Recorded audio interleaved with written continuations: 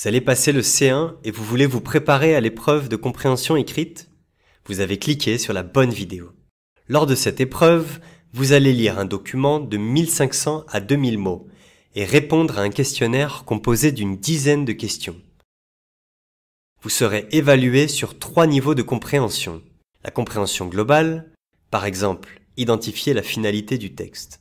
La compréhension détaillée, votre capacité à repérer les idées principales du texte. Et la compréhension fine, reformuler une idée, expliquer une expression idiomatique, etc.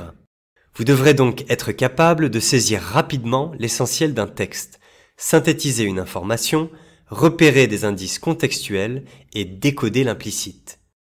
Qu'est-ce que l'implicite? Un énoncé est implicite lorsqu'il est sous-entendu. L'auteur ne dit pas clairement ce qu'il pense. Vous devez alors deviner, déduire ou comprendre une information non énoncée à partir du contexte. Les questions se présentent sous forme de questions à choix multiples, de tableaux vrai-faux et de questions ouvertes. Voyons quelques stratégies pour répondre à ces questions. Pour les questions à choix multiples, QCM, c'est simple. Vous cochez une seule bonne réponse. Pour les tableaux vrai-faux, vous devez justifier votre réponse en recopiant un passage du texte, que l'affirmation soit vraie ou fausse. Ne négligez pas ce type d'exercice, car les points ne sont attribués que lorsque les deux réponses sont en accord. Dans le cas des questions ouvertes, vous ne devez pas recopier des extraits du texte, il faut reformuler chaque réponse avec vos propres mots. Pour cela, vous pourrez employer des synonymes. Question. D'après la journaliste, quelle raison a poussé le directeur financier à changer de vie? Reformulez avec vos propres mots. Extrait du texte. Ses enfants l'ont traité de fou. Lui se déclare enfin en phase avec lui-même. Réponse.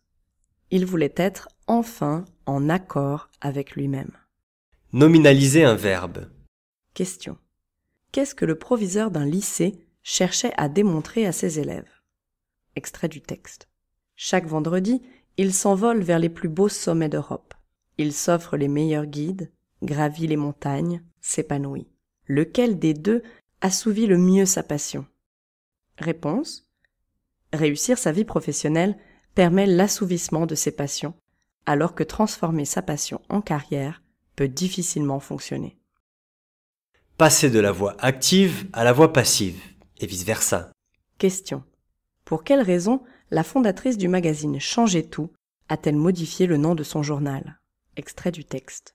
Nous nous sommes rendus compte que ce titre était déjà déposé par un producteur de télévision. Réponse. Un producteur de télévision avait déjà déposé ce titre. Maintenant, entraînez-vous en suivant ces conseils. Envie d'en apprendre plus sur la préparation du DALF C1?